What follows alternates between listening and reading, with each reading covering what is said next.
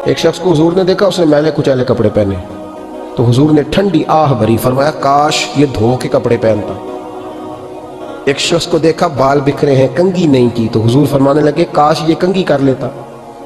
نفاست پسند آدمی پہ نا بوجھ بنتا ہے۔ جو آدمی، آپ کو پتہ ہے کہ امام شافعی تو فرماتے ہیں جمعے والے دن غسل کرنا واجب ہے، مت غسل نہ کرے تو جمعہ ہی نہیں ہوگا۔ اگرچہ ہمارے امام صاحب کے نزدیک سنت ہے۔ یہ سنت کب بنا؟ ایک دن نا بہت سارے لوگ اپنے اپنے کام سے اٹھے مسجد میں آ گئے، مسجد نبوی میں۔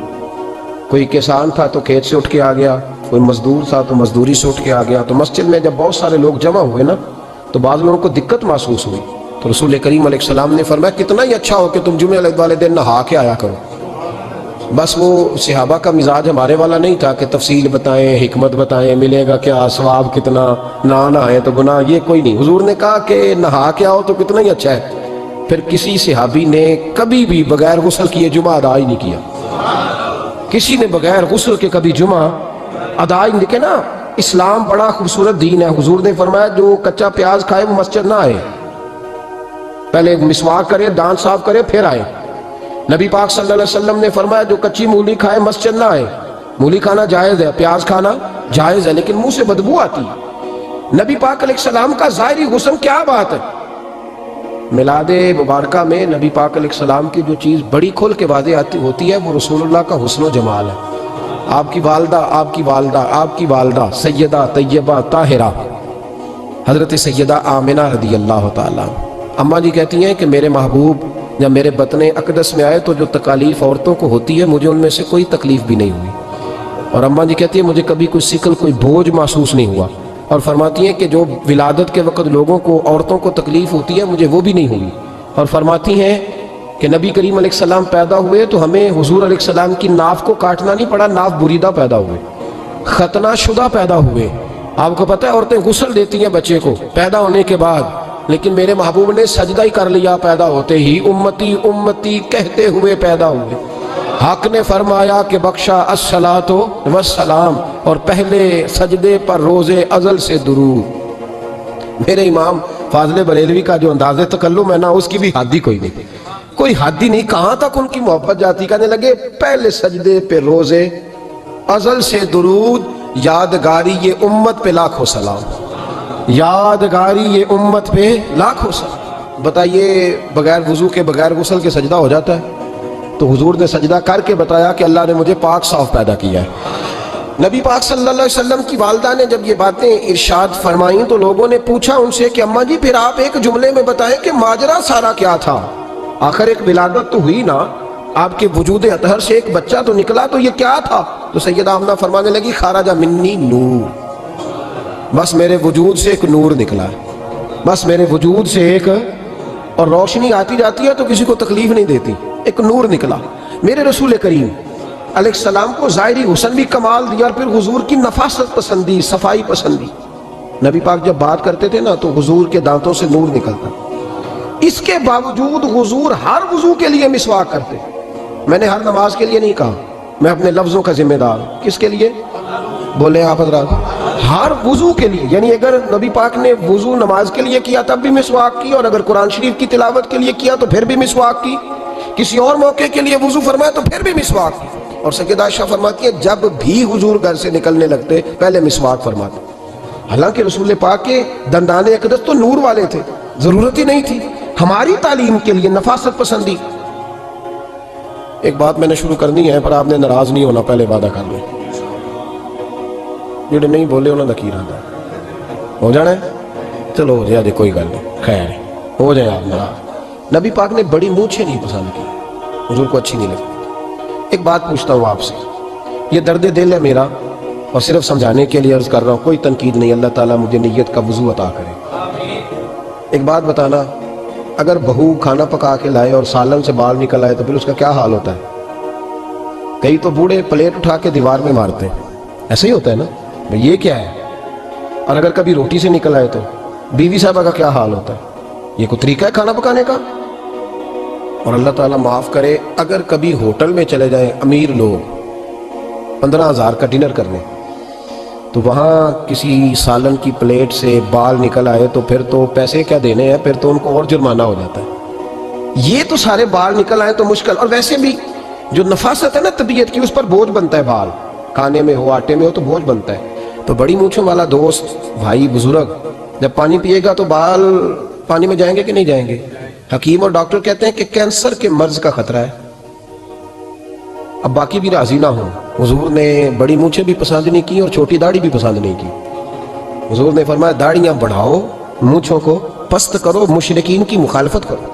اور ایک مقام پہ رسول پاک علیہ السلام نے یہاں تک فرمایا کہ جو مونچھیں پست نہیں کرتا وہ ہم میں سے ہے ہی نہیں. اتنے سخت لفظ. ایک صحابی تھے، آپ یقین کریں نا، کئی دفعہ دوستوں کو کہنا پڑتا ہے اور کئی دفعہ نا مجھے محسوس ہوتا ہے کہ یار ہم روز ہی کہتے ہیں، لیکن کہتے پتہ کیوں ہے؟ کہ بوجھ بنتا ہے وہ بندہ جو اس طرح کی تباہ کے ساتھ آتا ہے، جو حضور نے پسند نہیں کیا. ایک شخص نبی پاک کے سامنے آیا، قاضی عبدالدائم دائم صاحب نے لکھا ہے، بڑی خوبصورت بات لکھی ہے. کہنے لگے حضور کے سامنے وہ اکثر آیا کرتا تھا تو مونچھیں بڑی تھی، حالانکہ داڑھی بھی بڑی تھی، مونچھیں بھی بڑی تھی. 2-4 دفعہ حضور نے باتوں میں تات اللفظ سمجھایا. کچھ بندے نہیں سمجھتے. تات اللفظ سمجھاؤ یا بڑا کھول کے سمجھاؤ پر بات سمجھنے کو تیار نہیں ہوتے. پتہ نہیں کیا ایسا حسن ہے بھئی، جو حسن نبی پاک نے پسند نہیں کیا وہ کبھی حسن ہو سکتا ہے؟ کبھی خوبصورتی ہو سکتی ہے؟ وہ کسی کا ذاتی کلچر تو ہو سکتا ہے پر دین کی تہذیب نہیں. نبی کریم علیہ السلام نے کئی دفعہ سمجھایا تو ان کی سمجھ میں بات نہ آئی. ایک دن وہ بیٹھے ہوئے تو حضور نے ایک صحابی سے فرمایا کینچی لاؤ. کہنے لگے میں سمجھ گیا کہ میرے ساتھ کچھ ہونے لگا ہے. ساتھ ہی حضور نے فرمایا ایک مسواک بھی لانا. کہنے لگے میں نے کہا بچت ہو گئی، میرے تو دانت صاف ہے. تو یہ شاید اس کی بات ہونے لگی ہے جس کے دانت بھی ٹھیک نہیں. دونوں چیزیں جب آ گئی نا تو حضور اٹھے اور نبی پاک نے مسواک ان کے ہونٹوں پہ رکھی. اسی سے آگے ہونٹوں کے اوپر مسواک رکھ کے تو اوپر سے حضور نے مونچھیں کاٹ لی. فرمایا یہ نہ ایسا کرو، یہ چیز مجھے پسند نہیں ہے. حضور نے نفاست پسندی کو. اب تو اللہ تعالیٰ خیر کرے، ملانگ آ گئے مارکیٹ میں. ملانگ، درویشی، فقیری، ان کے پاس رش بھی زیادہ ہے، ان کے درباروں پہ بھی رش زیادہ ہے. جی کہتے ہیں حضرت صاحب درویش آدمی ہے. بھئی روٹی تو پورے ٹائم پہ کھاتا ہے، مونچھیں کٹوانے میں ہی درویش ہو گیا ہے. نہ بال کٹواتا ہے نہ مونچھیں کٹواتا ہے. یہ گرو نانک کی تعلیمات ہیں، یہ نبی پاک کی تعلیم نہیں. وجود کا کوئی بال نہ کٹوانا یہ سکھوں کا طریقہ ہے. مسلمانوں کا یہ انداز، یہ کدھر کی فقیری ہے؟ دین کوئی غلاظتوں والا معاذ اللہ کہ بابا کپڑے نہیں بدلتا، بابا غسل نہیں کرتا، بابا بال نہیں کٹواتا. بابا ہے، پاگل ہے.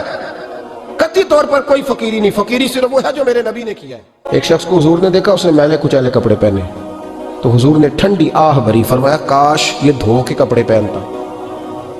ایک شخص کو دیکھا بال بکھرے ہیں، کنگھی نہیں کی تو حضور فرمانے لگے کاش یہ کنگھی کر لیتا. نفاست پسند آدمی پہ نا بوجھ بنتا ہے.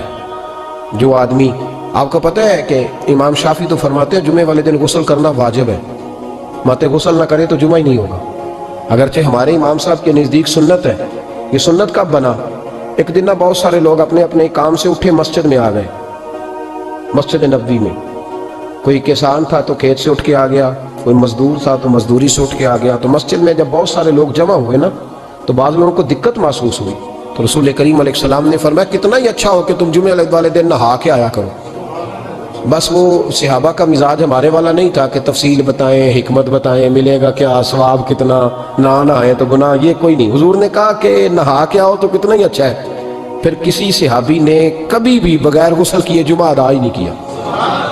کسی نے بغیر غسل کے کبھی جمعہ ادا ہی نہیں کیا. نا اسلام بڑا خوبصورت دین ہے. حضور نے فرمایا جو کچا پیاز کھائے وہ مسجد نہ آئے، پہلے مسواک کرے، دانت صاف کرے پھر آئے. نبی پاک صلی اللہ علیہ وسلم نے فرمایا جو کچی مولی کھائے مسجد نہ آئے. مولی کھانا جائز ہے، پیاز کھانا جائز ہے، لیکن منہ سے بدبو آتی ہے. نبی پاک علیہ السلام کا ظاہری حسن کیا بات ہے. میلاد مبارکہ میں نبی پاک علیہ السلام کی جو چیز بڑی کھول کے واضح ہوتی ہے وہ رسول اللہ کا حسن و جمال ہے. آپ کی والدہ سیدہ طیبہ طاہرہ حضرت سیدہ آمنہ رضی اللہ تعالیٰ. اماں جی کہتی ہیں کہ میرے محبوب جب میرے بطن اقدس میں آئے تو جو تکالیف عورتوں کو ہوتی ہے مجھے ان میں سے کوئی تکلیف بھی نہیں ہوئی. اور اماں جی کہتی ہیں مجھے کبھی کوئی ثقل، کوئی بوجھ محسوس نہیں ہوا. اور فرماتی ہیں کہ جو ولادت کے وقت لوگوں کو، عورتوں کو تکلیف ہوتی ہے مجھے وہ بھی نہیں ہوئی. اور فرماتی ہیں کہ نبی کریم علیہ السلام پیدا ہوئے تو ہمیں حضور علیہ السلام کی ناف کو کاٹنا نہیں پڑا، ناف بریدہ پیدا ہوئے، ختنہ شدہ پیدا ہوئے. آپ کو پتہ ہے عورتیں غسل دیتی ہیں بچے کو پیدا ہونے کے بعد، لیکن میرے محبوب نے سجدہ ہی کر لیا پیدا ہوتے ہی. امتی امتی کہتے ہوئے پیدا ہوئے. حق نے فرمایا کہ بخشا الصلاۃ والسلام، اور پہلے سجدے پر روز ازل سے درود. میرے امام فاضل بریلوی کا جو انداز تکلم ہے نا، اس کی بھی حد ہی کوئی نہیں، کوئی حد ہی نہیں، کہاں تک ان کی محبت جاتی. کہنے لگے پہلے سجدے پہ روزے، ازل سے درود، یادگاری یہ امت پہ لاکھوں سلام، یادگاری یہ امت پہ لاکھوں سلام. بتائیے بغیر وضو کے بغیر غسل کے سجدہ ہو جاتا ہے؟ تو حضور نے سجدہ کر کے بتایا کہ اللہ نے مجھے پاک صاف پیدا کیا ہے. نبی پاک صلی اللہ علیہ وسلم کی والدہ نے جب یہ باتیں ارشاد فرمائیں تو لوگوں نے پوچھا ان سے کہ اماں جی پھر آپ ایک جملے میں بتائیں کہ ماجرا سارا کیا تھا، آخر ایک ولادت تو ہوئی نا، آپ کے وجود اطہر سے ایک بچہ تو نکلا، تو یہ کیا تھا؟ تو سیدہ آمنہ فرمانے لگی خارج منی نور، بس میرے وجود سے ایک نور نکلا ہے، بس میرے وجود سے ایک، اور روشنی آتی جاتی ہے تو کسی کو تکلیف نہیں دیتی، ایک نور نکلا. میرے رسول کریم علیہ السلام کو ظاہری حسن بھی کمال دیا، اور پھر حضور کی نفاست پسندی، صفائی پسندی.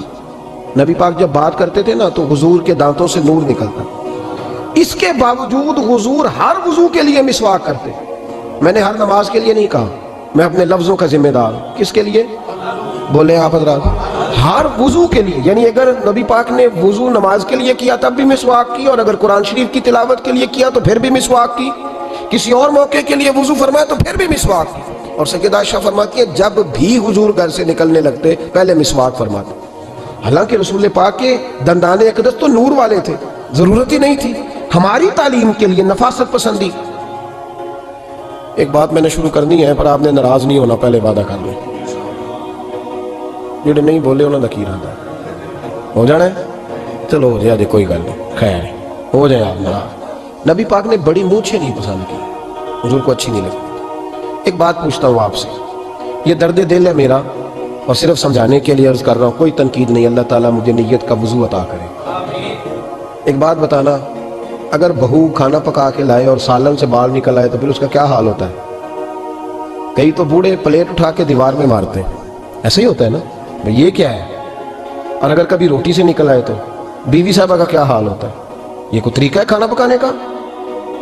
اور اللہ تعالیٰ معاف کرے، اگر کبھی ہوٹل میں چلے جائیں امیر لوگ 15,000 کا ڈنر کرنے، تو وہاں کسی سالن کی پلیٹ سے بال نکل آئے تو پھر تو پیسے کیا دینے ہیں، پھر تو ان کو اور جرمانہ ہو جاتا ہے. یہ تو سارے بال نکل آئے تو مشکل. اور ویسے بھی جو نفاست ہے نا طبیعت کی، اس پر بوجھ بنتا ہے. بال کھانے میں ہو، آٹے میں ہو تو بوجھ بنتا ہے.